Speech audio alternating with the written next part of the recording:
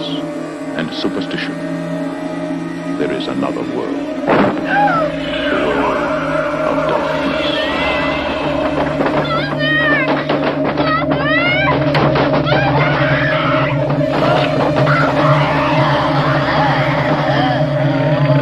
Nobody expected it.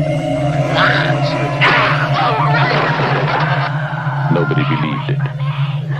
And nothing could stop it. Experience. You probably know as much about possession as most priests. Look, your daughter doesn't say she's a demon. She says she's the devil himself. I'm telling you that that thing upstairs isn't my daughter. Now I want you to tell me that you know for a fact that there's nothing wrong with my daughter except in her mind. You tell me you know for a fact that an exorcism wouldn't do any good. You tell me that!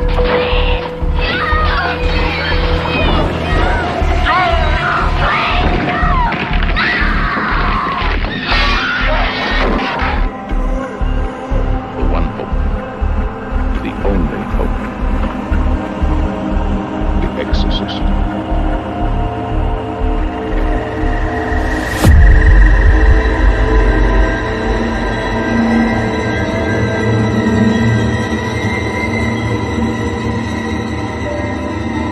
Hello everyone, मैं हूं दर्शक Rawat and beautiful findings YouTube channel में आप सभी का हार्दिक स्वागत है। आज की इस वीडियो में हम बात करेंगे the Exorcist 1973 American supernatural horror movie के बारे में। इस मूवी की IMDb रेटिंग है 8 स्टार्स आउट ऑफ 10। जी हाँ, इट्स फ्रीकिंग 8 स्टार। इस मूवी के डायरेक्ट किया है विलियम फ्रैंकिन और इन 1970 में आई नॉवेल की कहानी से मिलती जुलती है। अब दोस्तों, ये जो मूवी है उसका रन टाइम 2 घंटे से भी ज़्यादा है एंड मूवी कुछ टाइम पर काफ़ी ज़्यादा स्लो दिखाई देती है। तो यहाँ पे काफ़ी सारे ऐसे फिलर सीन्स हैं जो अननेसेसरी हैं, पर यहाँ पे जो मेन स्टोरी है वो मैं आपको बताऊंगा, क्योंकि उसके कई सारे पार्ट्स हैं तो वो इन्फॉर्मेशन इनमें कवर हो जाएगी।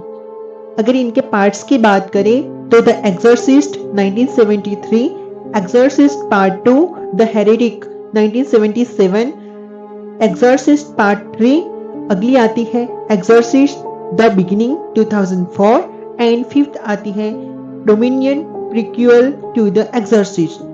तो मैं ये सारी फिल्में एक्सप्लेन करने वाला हूँ, तो चलिए बिना किसी देरी के चलते हैं वीडियो की तरफ। तो मूवी की शुरुआत होती है इराक की एक सिटी को दिखाते हुए, जहां पर पुरानी चीजों के लिए खुदाई चल रही होती है, जहां पर हमको फादर मेरिन को दिखाया जाता है, जो कि एक आर्कियोलॉजिस्ट भी होते हैं और वो भी वहां पर खुदाई का काम कर रहे थे। अब खुदाई के दौरान स्टैचू मिलता है, जिसके ऊपर की मिट्टी हटाते हुए उसे देखते हैं तो उन्हें ये पता चलता है कि ये स्टैचू शैतान पजुजू का है। पजुजू यहाँ पर बहुत पावरफुल शैतान है, जो कि यहाँ गर्मियों के मौसम में ज्यादा गर्मी और सुखापन लाता है। वो टिड्डियों यानी लॉक्टस को भी कंट्रोल करता है। फादर मेरिन अब पजुजू के बारे में और जानकारी निकालते हैं, जहां पर उन्हें एक और डीमन लम्हास्टो के बारे में पता चलता है, जो कि वो औरतों के बच्चों को उनसे छीन कर उन पर फीड करता है। साथ ही पजुजू और लम्हास्टो आपस में दुश्मन है, जिस वजह से लोग लम्हास्टो से बचने के लिए पजुजू का सहारा लेते हैं। अब फादर मेरिन को एक जगह दिखाया जाता है, जहां पर वो पजुजू के स्टैचू के सामने जाते हैं एंड वहां पे उनको 2 कुत्ते लड़ते दिखाई देते हैं, जो कि वो पजुजू और लम्हास्टो को रिप्रेजेंट कर रहे थे। एज वो लोग डीमन हैं और आपस में उनकी दुश्मनी भी है। इसके बाद में सीन चेंज होता है और हम देखते हैं क्रिस को, जो कि वो अपने घर पर ही थी और उसके घर के एटिक से कुछ आवाजें आती है, पर वो उसे इग्नोर कर देती है।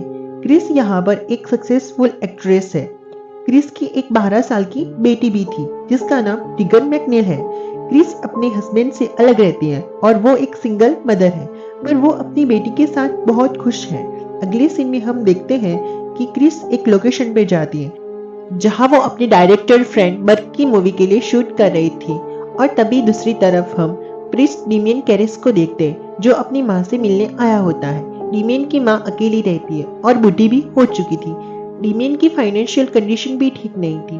वो अपनी मॉम को बोलता भी है कि वो उसके साथ रहे, पर उसकी मॉम उसको परेशान करना नहीं चाहती थी और वो उसके साथ आने से मना कर देती है। और अगली सीन में हम देखते हैं कि क्रिस रिगन के साथ घर पर कुछ काम कर रही थी। तभी उसको रिगन के टॉयज में से ओजा बोर्ड मिलता है। कई लोगों से वीजा बोर्ड भी बोलते हैं, तो आप इन दोनों टर्म में से कोई भी इस्तेमाल कर सकते हो। खैर, क्रिस रिगन से उस बोर्ड के बारे में पूछती है, जिस पर वो जवाब देती है कि वो उस पर खेलती रहती है। पर क्रिस उसे कहती है कि इसे अकेले नहीं खेला जाता, बट शॉकिंगली वो उसे ये बताती है कि वो एक गेम कैप्टन हॉरी के साथ खेलती है। यहाँ पर क्रिस इस बात को सीरियसली नहीं लेती और वो कहती है कि उन्हें एक गेम साथ में खेलना चाहिए। पर जैसे ही क्रिस खेलने के लिए बोर्ड के पास जाती है, बोर्ड का पॉइंटर अपने आप ही उससे दूर चला जाता है। इस चीज को क्रिस मजाक में लेती है और मजाक में रिगन से ये कहती है कि मुझे ऐसा लगता है कि तुम मेरे साथ इस गेम को खेलना नहीं चाहती। बट इसके बदले के रीजन में रिगन उसे कहती है कि कैप्टन हॉरी ही नहीं चाहते कि तुम इस गेम को खेलो। बट अगेन क्रिस उसकी बात को बिल्कुल भी नहीं मानती। वो इसको मजाक में ले लेती है कि छोटी सी 12 साल की बच्ची है, वो मजाक कर रही होगी। अब रात के वक्त उसे एक कॉल आता है और वो जाग जाती है। क्रिस ये देखती है कि रिगन भी उसके साथ सो रही होती है और वो ये पूछती है कि वो यहाँ पर क्या कर रही है। तब रिगन जवाब देती है कि उसका बेड काफी ज्यादा शेक हो रहा था, जिस वजह से वो वहाँ पर नहीं सो सकती। क्रिस इस बात पर ज्यादा ध्यान नहीं देती और वो रूम से बाहर चली जाती है। अब क्रिस को लॉक्ड रूम में से कुछ आवाजें सुनाई देती हैं और ये आवाजें क्रिस ने पहले भी सुन चुकी थी। अब क्रिस ऊपर जाके चेक करती है, जहाँ पर उसे वहाँ उसका सर्वेंट कार्ल मिलता है। क्रिस उसे बोलते हैं कि यहाँ पर बहुत सारे चूहे हैं, पर कार्ल उसे कहता है कि यहाँ पर कोई चूहे नहीं है और क्रिस इस बात को भी इग्नोर कर देती है। मतलब इग्नोर करने की भी हद होती है। अगले दिन क्रिस रिगन को हॉस्पिटल ले जाते हैं। डॉक्टर रिगन का चेकअप करता है और रिगन सडनली डॉक्टर के साथ मिसबिहेव करने लगते हैं। अब डॉक्टर क्रिस को ये बताता है कि रिगन को कोई नर्व प्रॉब्लम हो गई है, जिस वजह से उसका टोन हाइपर हो गया है और वो अब उसे ज़्यादा गुस्सा आता है। आगे चल के ये डिप्रेशन में भी चेंज हो सकता है, जिस पर क्रिस यकीन नहीं करती और डॉक्टर को बोलती है कि उसकी बेटी को कोई प्रॉब्लम नहीं है, जिस पर डॉक्टर बोलते हैं कि रिगन के फादर उसके साथ नहीं रहते एंड उनका रिगन के साथ कोई कॉन्टेक्ट भी नहीं है and as a child Regan की भी ये चीज़ उसकी टेंशन का कारण हो सकती है। दूसरी ओर डीमियन अपने अंकल के साथ अपनी मॉम से मिलने आया था, जो कि उनकी हालत बिगड़ने से वो हॉस्पिटलाइज्ड हो गई थी। डीमियन उनसे बात करता है, पर वो उसे वहाँ से जाने के लिए बोल देते हैं, जिस पर डीमियन को काफ़ी दुख होता है। अब कुछ दिन के बाद डीमियन की मॉम की डेथ हो जाती है, जिसका उसे बहुत दुख होता है, क्योंकि उस चीज़ के लिए वो खुद को जिम्मेदार मान रहा था, क्योंकि वो अपनी मॉम को अच्छी हॉस्पिटल में नहीं ले जा सका था। साथ ही साथ हम ये देखते हैं कि पास का ही एक चर्च किसी ने खराब कर दिया था। काफ़ी गंदे गंदे स्कल्पर बनाए गए थे, क्ले से to mock Jesus Christ and Mother Mary. Later on Chris अपने घर में एक पार्टी रखती है, जहाँ पर रिगन बाहर आ जाती है और वो वहाँ पर मौजूद एक गेस्ट से कहती है कि मेरी डेथ इस घर में ऊपर वाले फ्लोर में हुई है, जो कि सबके लिए काफ़ी अजीब था और वो उस टाइम पर खड़े खड़े ही वहाँ पर यूरिन कर देती और ये सब देख वहाँ पर सब शॉक्ड हो जाते हैं। एक हाई सोसाइटी पार्टी वहाँ पर चल रही थी और रिगन ऐसा कर दिया। खैर अगले सीन में क्रिस रिगन को नहलाकर उसको सुलाकर बाहर चली जाती है। अब क्रिस के जाने के बाद रिगन का बेड बहुत तेज हिलना शुरू हो जाता है, जिस पर रिगन चिल्लाने लगती है। क्रिस ये सब कुछ देख रही होती है, पर उसे कुछ समझ में नहीं आ रहा था कि ये सब कुछ क्या चल रहा है। अगले दिन क्रिस रिगन को हॉस्पिटल लेके जाते हैं, जहाँ पर डॉक्टर्स उस पर बहुत सारे टेस्ट करवाते हैं, पर सारे टेस्ट बिल्कुल नॉर्मल आते हैं। यहाँ पर रिगन की हालत बहुत बिगड़ने लगती है, एज वो कभी हवा में लेविटेट करने लगती थी। डॉक्टर्स भी उसे कंट्रोल करने के लिए नींद का इंजेक्शन देने लगे थे। अब क्रिस घर पर आती है, तभी उसका फ्रेंड आकर उसे ये बताता है कि बर्क की विंडो से गिरने से डेथ हो गई है, जिसको सुनकर क्रिस को बहुत दुख होता है। उसे लगता है कि बर्क अल्कोहल काफ़ी ज़्यादा कंज्यूम करता था, शायद वो गलती से विंडो से नीचे गिर गया होगा एंड बर्क यहाँ पर उसका डायरेक्टर था। तभी रिगन पूरी तरह से उल्टी होकर चल कर आती है और सीढ़ियों पर खून की उल्टियाँ करने लगती है, जिससे देखकर क्रिस और बाकी सारे बहुत डर जाते हैं। अब अगले सीन में हम देखते हैं कि डीमियन को जिसके पास उसके फ्रेंड कमिश्नर आते हैं, जो कि बर्क की डेथ के बारे में उसे पूछने लगते हैं। एज बर्क की मौत ऊंचाई से गिरने से हुई थी और उसका सर पूरी तरीके से उल्टा था, जो कि किसी ब्लैक मैजिक जैसा लग रहा था, जिस पर डेमियन ये बोलता है कि वो उनकी मदद ज़रूर करेगा। कमिश्नर और डेमियन को भी मूवी के लिए पूछते, जिस पर डेमियन हाँ कर देता है। लेटर ऑन डॉक्टर मीटिंग में ये डिस्कस करते हैं कि आखिर रिगन को हुआ तो हुआ क्या है, बट कोई भी कंक्लूजन निकल कर नहीं आता। ये सारे के सारे टेस्ट नॉर्मल थे। अब सब डॉक्टर्स क्रिस को ये एडवाइस देते हैं कि रिगन को उसे मेंटल एसाइलम में भेज देना चाहिए, बट क्रिस इस चीज़ को एग्री नहीं करती और बोलती है कि उसकी बेटी नॉर्मल है। अब हमको ये दिखाया जाता है कि क्रिस को मिलने के लिए विलियम आता है, जो कि वो बर्की केस हैंडल कर रहे थे, और उसे उस रात के बारे में पूछते हैं और साथ ही बर्की डेथ के बारे में भी बताते हैं कि उसकी डेथ के टाइम उसके साथ क्या अजीब हुआ था, जैसे कि गर्दन में पूरी तरह से पीछे के साइड टर्न हो जाना, जो कि क्लियर डिमोनिक डेथ या फिर ब्लैक मैजिक की तरफ हिंट कर रही थी। विलियम के वहां से जाने के बाद में रिगन की रूम से बहुत ज़्यादा चिल्लाने की आवाज़ आ रही थी, और जब क्रिस ने उसके रूम में जाती है तो वो शॉक्ड हो जाती है, क्योंकि रिगन खुद के अपने प्राइवेट पार्ट को हर्ट कर रही थी। क्रिस उसको बचाने के लिए जाती है, तब रिगन क्रिस पर ही अटैक कर देती है। क्रिस की हेल्प के लिए सर्वेंट आते हैं, पर दरवाज़ा अपने आप ही बंद हो जाता है और अलमीरा उस पर गिरने ही वाला होता है। तभी क्रिस खुद को बचा लेती है। इस दौरान रिगन का अंदर का डीमन बर्क की आवाज़ में ये कहता है कि इसने मुझे मारा है। इसे क्रिस ये समझ जाती है कि बर्क को रिगन ने ही मारा था। शी वॉज वेरी शॉक्ड कि उसकी 12 साल की लड़की ने ये सब कुछ किया है। अब रिगन अपना हेड पूरी तरीके से पीछे टर्न कर देती है और ये सब देखकर क्रिस डर जाती है और वो समझ जाती है कि रिगन पर कोई बहुत बुरा साया है एंड रिगन अब पोजीशन में है। खैर, अब फाइनली क्रिस को कुछ तो यकीन करा, नहीं तो उसको हर चीज़ डाउट लग रही थी। यहाँ पर क्रिस फादर डेमियन से मिलने जाती है, जहाँ पर रिगन के बारे में सारी बातें बताती, जो सब कुछ आज तक हुआ है। डेमियन उसकी बात मान लेता है, बट वो उसकी हेल्प नहीं कर सकते थे। बट क्रिस के बार बार रिक्वेस्ट करती है और फाइनली डेमियन उसकी बात मान जाते हैं। अब डेमियन रिगन को देखने जाते हैं। जब वो रिगन के पास जाते हैं तो शैतान रिगन के ऊपर पूरी तरीके से कब्जा कर चुका था। वो शैतान डेमियन की मदर की डेथ के बारे में बोलने लगता है, जो बात डेमियन को बहुत ज़्यादा परेशान करने लगती है। पर डेमियन रिगन के अंदर की डीमन से ये पूछता है कि उसकी माँ का मिडल नेम क्या है, जिस पर रिगन उस पर वॉमिट कर देती है, विच वॉज वेरी ग्रोस।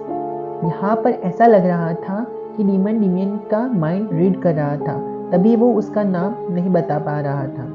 उस टाइम डीमन कुछ भी नहीं सोच रहा था, जिसके कारण डीमन उसकी माँ का नाम नहीं बता पा रहा था। डीमन को रिगन की बातों से तकलीफ तो हो रही थी, पर वो नहीं मानते कि वो पजेस हुई है, बट कंफर्म करने के लिए वो रिगन पर होली वाटर डालते, जिससे रिगन डर जाती है। बट वो क्रिस को बताते हैं कि वो नॉर्मल टैप वाटर है और शायद से रिगन को साइकोलॉजिकल हेल्प चाहिए। डीमन यहाँ पर पता चलता है कि यहाँ पर कुछ ना कुछ तो गड़बड़ जरूर है, और रिगन यहाँ पर मल्टीपल लैंग्वेज में बातें कर रही थी, जो उसे कभी नहीं सीखी। उसकी बॉडी पर हेल्प मी का सिंबल अपने आप ही मटेरियलाइज होने लगता है, जिससे डीमन को कंफर्म हो जाता है कि यहाँ पर रिगन के साथ कुछ ना कुछ इशू जरूर है। क्रिस उनको ये भी बताती है कि रिगन ने ही बर्क को मारा है, किसी और ने नहीं, और बर्क की बॉडी की डिटेल से ये पता चलता है कि रिगन पर कोई बहुत बुरा साया है, क्योंकि रिगन को जो बातें बोल रही थी वो रिगन को पता होना इम्पॉसिबल है, एंड बर्क की डेथ भी काफ़ी ज़्यादा अननेचुरल थी। अब डेमियन यहाँ पर फाइनली एक्सोर्सिज्म की एडवाइस देते हैं, बट एक्सोर्सिज्म करने के लिए चर्च को एक वैलिड प्रूफ देना पड़ता है। फादर डेमियन रिगन की रिकॉर्ड हुई आवाज़ सुनाते हैं। रिकॉर्डिंग में वो फादर मेरिन का भी नाम ले रही थी। अब यहाँ पर फादर डेमियन चर्च में फाइनली एक्सोर्सिज्म करने के लिए परमिशन ले लेते, लेकिन चर्च यहाँ पर किसी एक्सपीरियंस वाले प्रीस्ट को भेजने की सोचता है कि वो जिसे पहले काफ़ी सारे एक्सोर्सिज्म किए हुए हो, जिसके चलते चर्च फादर डेमियन के साथ फादर मेरिन को ही भेजते हैं, जिनको हमने स्टार्टिंग में देखा था। फादर मेरिन और फादर डेमियन रिगन के घर पर जाते हैं, जहाँ पर वो बहुत तेज चिल्ला रही होती है और उसकी हालत बहुत ही ज़्यादा बिगड़ गई थी। अब फादर मेरिन तुरंत ही एक्सोर्सिज्म करने का फैसला कर लेते हैं और डेमियन को सब कुछ शुरू करने के लिए बोलते हैं। एक्सोर्सिज्म फाइनली शुरू हो जाता है और फादर मेरिन रिगन का पोजीशन हटाने के लिए एक्सोर्सिज्म करने लगते हैं, और साथ ही डेमियन उनकी हेल्प के लिए उनके पास ही रहते हैं। रीगन को बेड से बांध दिया जाता है। एज ए एक्सोर्सिज्म के टाइम पर विक्टिम आउट ऑफ कंट्रोल हो जाता है। एक्सोर्सिज्म के दौरान इस इविल ताकत का एक कहना था कि वो एक डेविल है, ना कि कोई डीमन, क्योंकि डीमन अक्सर अपना नाम हाइड करते हैं, क्योंकि नाम जान लेने से आप उन पर काबू पा सकते हैं। जैसे जैसे एक्सोर्सिज्म आगे बढ़ता है वैसे वैसे रीगन की हालत और ज्यादा बिगड़ने लगती है। एज ए डीमन एक्सोर्सिज्म को और ज्यादा सहन नहीं कर पा रहा था। अब रीगन फादर मेरिन और फादर डेमियन को अब्यूज करने लगते हैं, बट वो एक्सोर्सिज्म जारी रखते हैं। रीगन फादर डेमियन को उनकी मॉम के बारे में बोलकर उनको पॉक करने लगता है, जो ऑब्वियसली डीमन ही करवा रहा था। एंड ये डीमन और कोई नहीं बल्कि पजुजू ही था, और वो ये बोलती है कि उनकी मॉम की डेथ उनकी वजह से ही हुई और वो कुछ नहीं कर पाए। इनफैक्ट वो डेमियन को माँ के जैसी बातें भी बोलती है।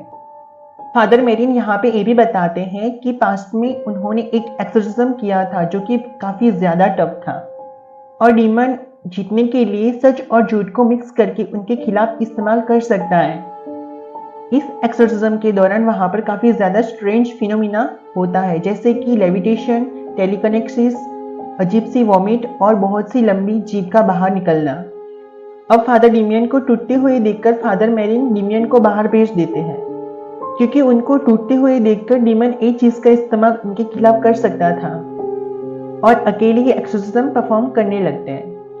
लेकिन कुछ टाइम के बाद फादर डेमियन रूम के अंदर वापस आते हैं और वो देखते हैं कि फादर मेरिन हार्ट अटैक से अब मारे जा चुके हैं, और रीगन उन पर हंस रही होती है। और इस सीन का सिग्निफिकेंट है वो आने वाली फिल्मों में हमें पता चलेगा कि यहाँ पे ये फादर की मौत क्यों हुई है और एक्चुअल में उनके साथ क्या हुआ था। अब फादर डेमियन गुस्से में आ जाते हैं और वो रीगन को चौक करके उसके अंदर के डीमन को अपने अंदर बुलाने लगते हैं, और रीगन के अंदर का डीमन उनके अंदर आ जाता है, और डीमन को रोकने के लिए वो विंडो से जंप कर देते हैं। मीनिंग कि फादर डेमियन सबको बचाने के लिए अपने आप को सेक्रीफाइस कर दिया, और लास्ट टाइम उनके दोस्त उनका सेक्रीफाइस को देख रोने लगते हैं, यानी कि फादर जोसेफ डायर जो कि लास्ट टाइम पर उनको सहारा देते हैं। अब अगले सीन में हम देखते हैं कि रीगन भी अब नॉर्मल हो जाती है और उसे पोजीशन, एक्सोर्सिज्म और किसी भी चीज के बारे में याद नहीं था। अब कुछ दिनों बाद क्रिस रीगन को लेकर इस शहर को छोड़कर जा रही होती है, जहां उनसे मिलने आते हैं फादर जोसेफ डायर। रीगन उनके वाइट कॉलर को देखकर थोड़ा सा वियर्ड बिहेव करने लगती है और उनके चिक्स पर एक किस कर देती है। अब क्रिस और रीगन कार में जा रहे होते हैं कि तभी वो फादर को डेमियन का एक लॉकेट लौटाती है, जो कि रीगन ने उनसे उनके फाइट के वक्त उनसे छीन लिया था। इसकी हालत खफता थी। अब तक ये रीगन के पास में ही था। रीगन अब कार के बैक विंडो से फादर को बाय बोलते हैं। अब बात करें इसके ऑल्टरनेट वर्जन के बारे में तो सब कुछ सेम होता है, लेकिन फादर इस लॉकेट को लेते नहीं है, पर क्रिस को अपने पास रखने के लिए बोलते हैं। तभी वहां पर विलियम आ जाता है और फादर से बातचीत करते हुए दिखाई देता है, जिससे हमें ये पता चलता है कि उनकी फ्रेंडशिप डेवलप होने लगी है। और ये मूवी यहीं पे खत्म हो जाती है। तो दोस्तों, ये थी द एक्सोर्सिस्ट 1973 मूवी की कहानी। अब देखा जाए तो इसके कई सारे वर्जन्स हैं और डिफरेंट चीजें इसके अंदर ऐड करी गई हैं, लेकिन मोटा मोटी तौर पे यही सारी चीजें फिल्म के अंदर देखने को मिलती हैं। लेकिन बाकी सारे वर्जन्स हैं, उनकी चीजों को इनके अंदर एक कर दिया जाए तो ये काफी ज्यादा रिलेवेंट नहीं होगा, लाइक वहां आपको एक्स्ट्रा इंफॉर्मेशन नहीं मिलती है। अब दोस्तों, आपके माइंड में कई सारे क्वेश्चन होंगे कि यहाँ ऐसा क्यों हुआ, यहाँ ऐसा क्यों था। ये सब कुछ मैं आगे के पार्ट्स में बताऊंगा। तो दोस्तों, आपको द एक्सोर्सिस्ट मूवी की एक्सप्लेनेशन पसंद आई होगी। वीडियो पसंद आई है तो लाइक कर देना, चैनल पे नए हो तो सब्सक्राइब कीजिए और पास में रहे बेल आइकन को प्रेस कर दीजिए, जिससे कि आपको न्यू अपडेट्स मिलती रहे। मैं आपसे मिलता हूँ द एक्सोर्सिस्ट के बाकी सारे पार्ट्स में। तो तब तक के लिए बाय बाय।